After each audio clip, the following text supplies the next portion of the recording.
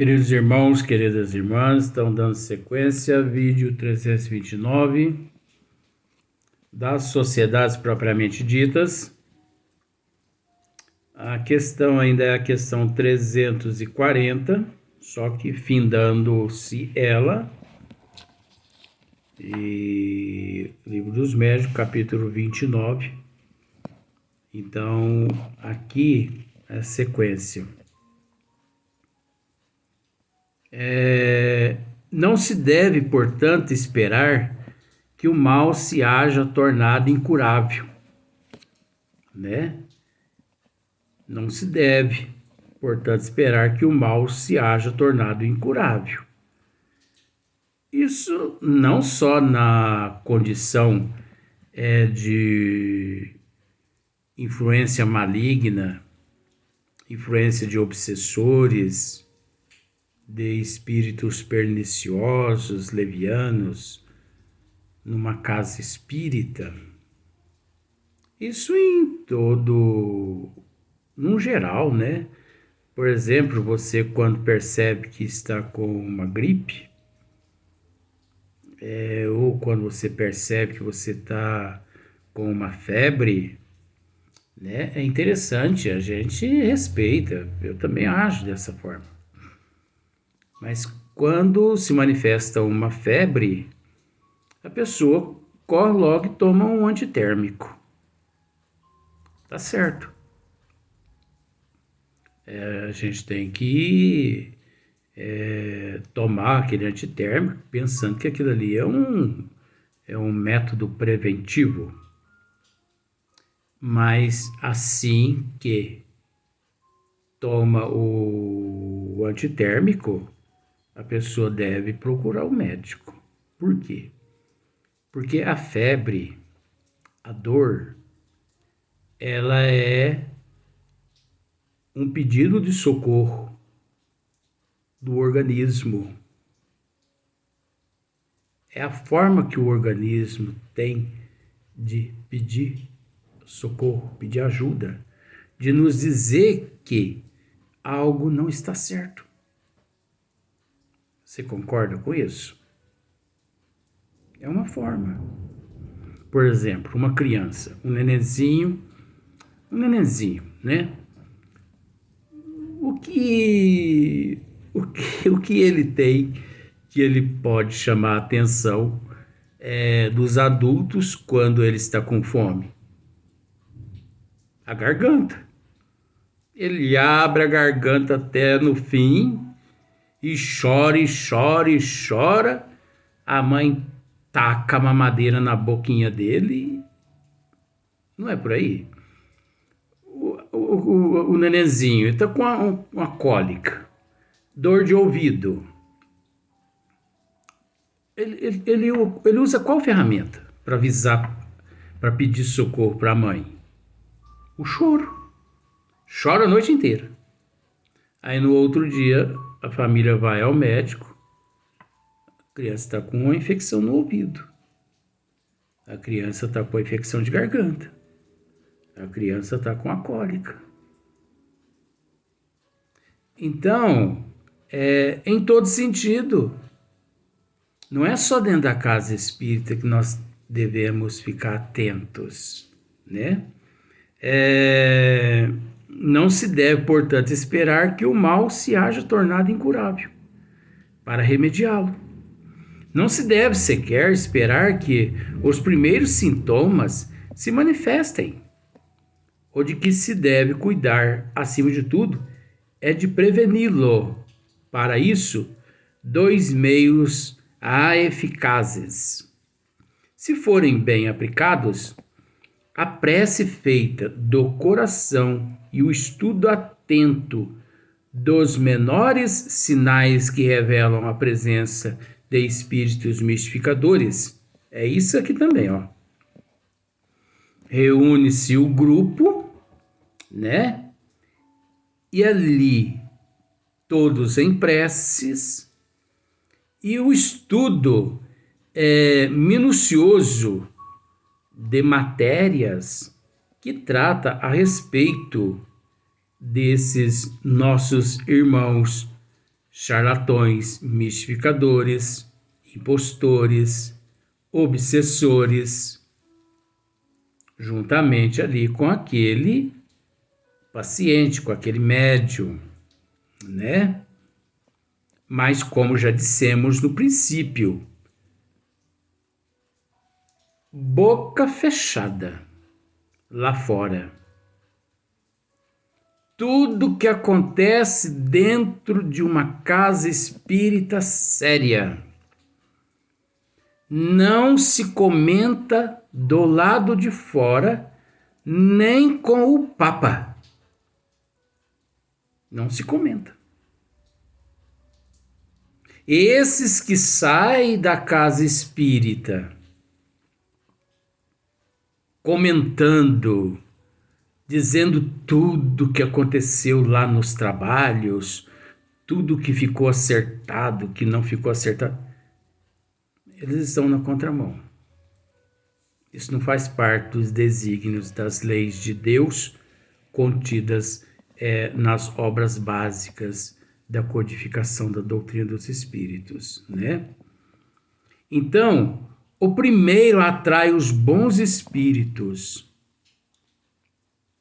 que só assistem zelosamente os que os secundam, mediante a confiança em Deus.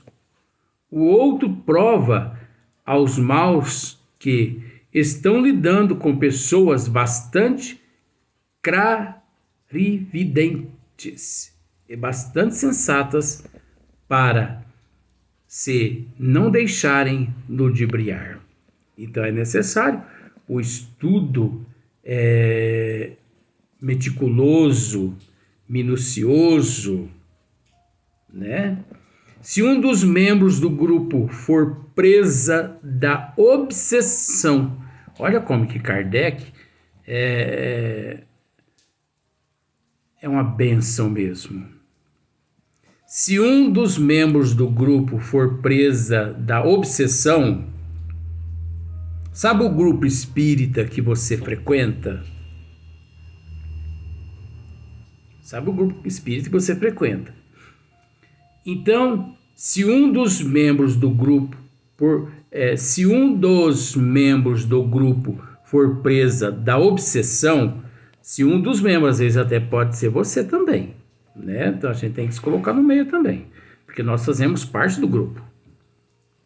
Todos os esforços devem tender, desde os primeiros indícios, a lhe abrir os olhos, a fim de que o mal não se agrave, de modo a lhe levar à convicção de que se enganou e de lhe despertar o desejo de secundar os que procuram libertá-lo. Então, mas também não é só alertá-lo. Você entendeu? Porque tem pessoas, esse trabalho é minucioso. Tem pessoas que às vezes ele chega e bate nas costas do outro, ó, estou orando por você, viu? Estou orando por você. Não me esqueço de você nem um dia. Essa semana eu orei por você a semana toda.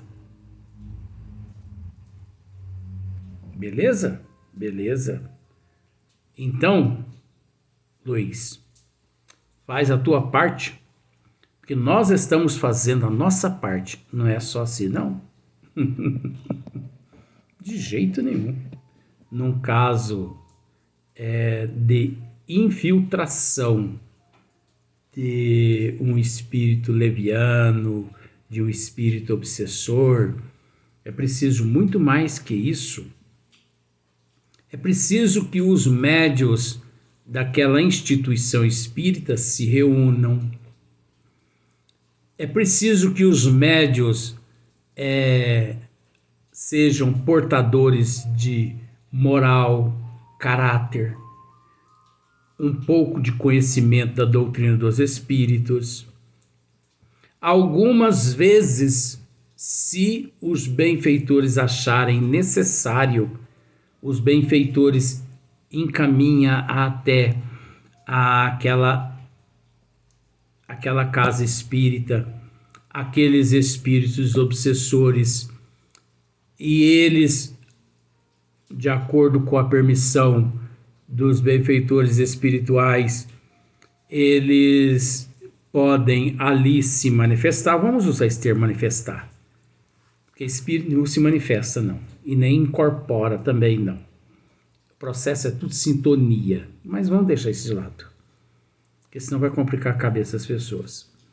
Mas aí o espírito se manifesta ali e não pensa, porque tem pessoas que pensam assim: o obsessor manifestou lá ontem na casa espírita, e o doutrinador conversou com ele durante uma meia hora e o convenceu, um erro aí, e o convenceu a seguir com os mentores espirituais para as colônias, para os hospitais. Isso é tudo palhaçada. A gente respeita, mas não é desse jeito aí não. Espíritos obsessores, vingadores, juristas. Ei, gente, com todo respeito ao termo, vocês não têm noção do que significa esses espíritos. Esses espíritos obsessores, quando eles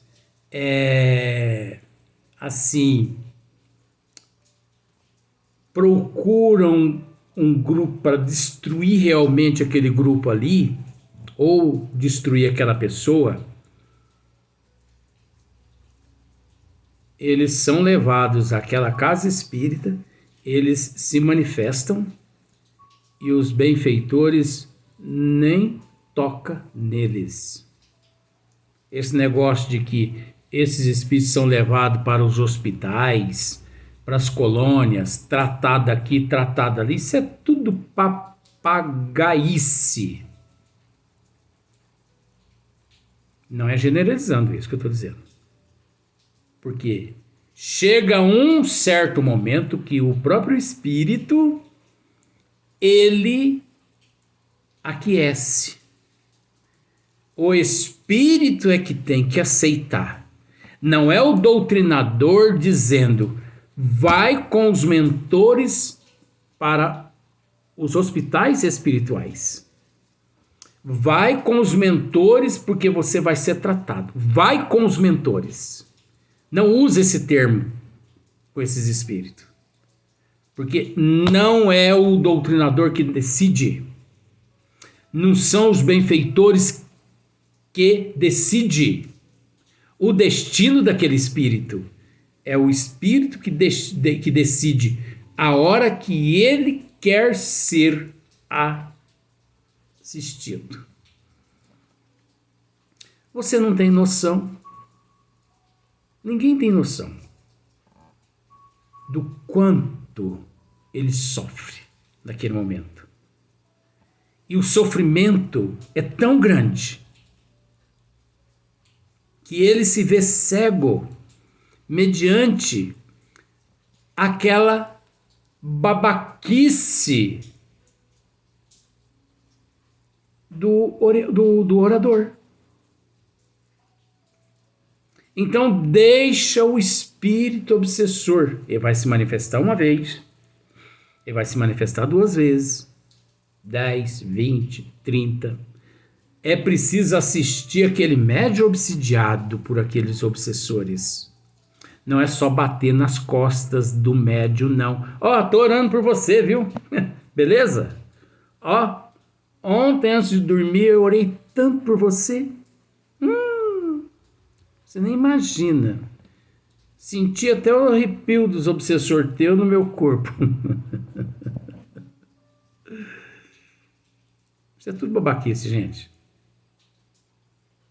Isso é tudo babaquice. Não é assim que as coisas funcionam.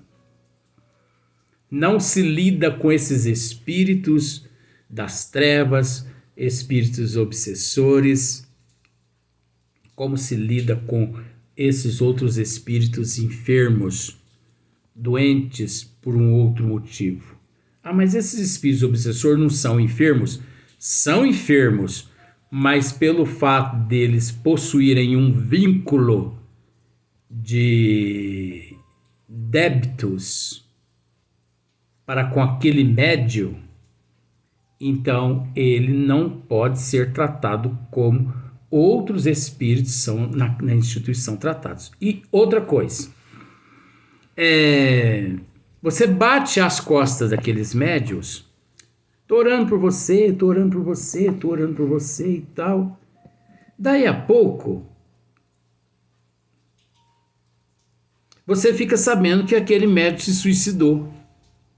Você fala assim, mas por que ele se suicidou? Os obsessores levou ele ao suicídio. Mas não foram só os obsessores, foi o grupo todo da casa espírita. Por quê? Porque o grupo faltou com a responsabilidade. Mas como que faltou? Quantas vezes o grupo se reuniu na casa e ali realizaram trabalhos de desobsessão através de médios psicofônicos em prol daquele médio? Quantas vezes aquelas pessoas, através da maledicência, saíram descendo a lenha no nome daquele médium, enlameando a moral daquele indivíduo. Então não tem esse que não aguenta. Não aguenta, a pessoa não aguenta, a pressão é muito grande. Só quem passa por isso é que sabe. Então é preciso dessa assistência próxima, dessa ajuda mútua, desse carinho homogêneo. Esse paciente, vamos usar esse termo, esse paciente, esse médium obsidiado, enfim, esse que sofre ataque, que sofre pressão. No fundo, ele gostaria, pelo menos, de ver à porta da casa dele, quase todos os dias, os amigos. Mas ele não exige, ele não cobra nada de ninguém. Ele deixa que as pessoas ajam por conta própria. Que as pessoas raciocinem, que as pessoas se coloquem no lugar dele. Porque dizer que aquela pessoa que se matou é um covarde é muito fácil. Sentado no sofá da casa da pessoa e dizer: se suicidou? Sim, porque é um covarde. Covarde é quem diz que aquele que se suicidou é um covarde. Esse que diz que aquele que se matou que é um covarde.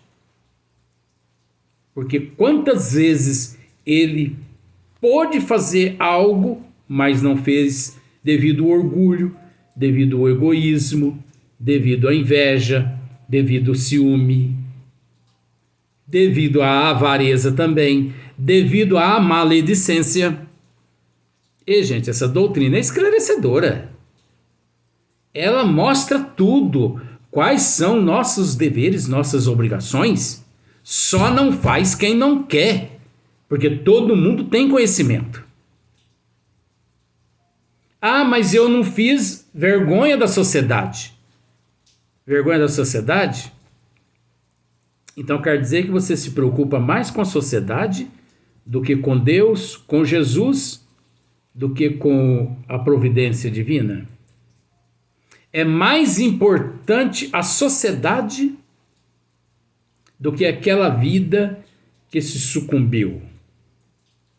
É mais importante a sociedade.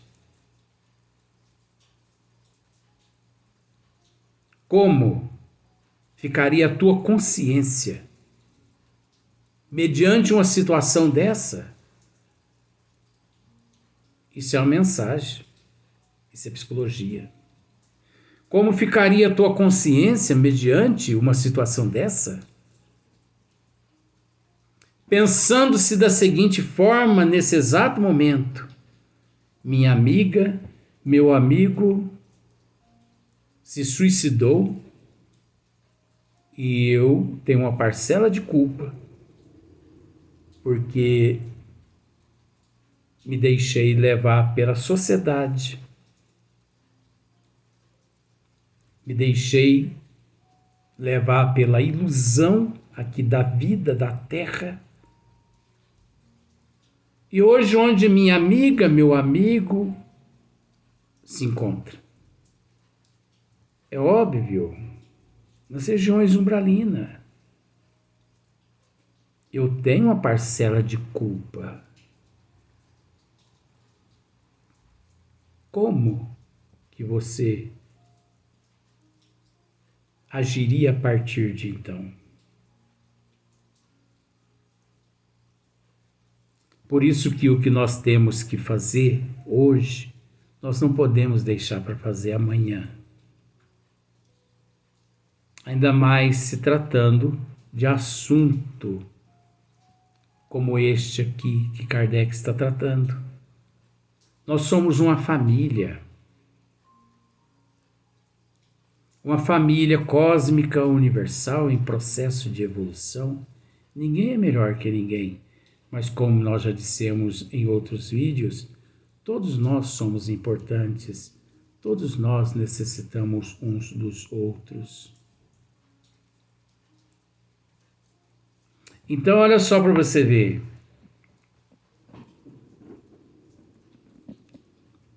Na questão 300, a luz aqui que acabou, um pico de energia aqui, acho que é relâmpago, né? Acabou a energia, deu esse escuro, mas já voltou, não tem problema. Na questão 341, Kardec continua dizendo assim: a influência do meio é consequência da natureza dos espíritos e do modo por que atuam sobre os seres vivos. É óbvio, né? Eu sempre comento aqui no esmiuçamento a respeito da influência do meio. Então, a influência do meio ela é perniciosa. Aguentar a influência do meio não é fácil, não é para qualquer um. A influência do meio é consequência da natureza dos espíritos,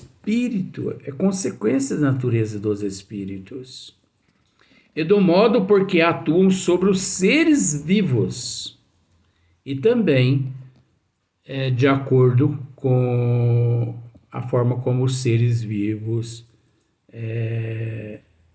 agem, né? Se comportam. Dessa influência pode cada um deduzir por si mesmo as condições mais favoráveis para uma sociedade que aspira a granjear a simpatia dos bons espíritos e a só obter boas comunicações, afastando as más, né? Então, para você obter as boas comunicações, você tem que afastar as más comunicações, as más presenças. Você tem que afastar os maus espíritos. Mas afastar no relativo, afastar no complexo. Porque já dissemos várias vezes que nós temos o dever e a responsabilidade de autoevangelizar aqueles espíritos obsessores que nos influenciam. Então, nós, no esmiuçamento, não somos a favor de que os espíritos maus devem serem afastados de nós. Nós ainda devemos agradecer a Deus pelos espíritos obsessores ao nosso lado se encontrar. Porque dentro da lei de causa, efeito, ação e reação, que isso também é muito complexo, é muito relativo, não vamos explicar isso mais. Se aqueles espíritos à nossa volta se encontram, não é por um acaso. Se ele auto se denomina meu obsessor, porque alguma coisa eu fiz contra ele e vice-versa, então a minha melhora é a melhora dele. Então que eu aprenda na doutrina dos espíritos a auto-evangelização, a mudança de hábito, comportamento e de atitude, porque a minha mudança é a mudança dos espíritos também que se encontram necessitados, sofrendo ali do meu lado.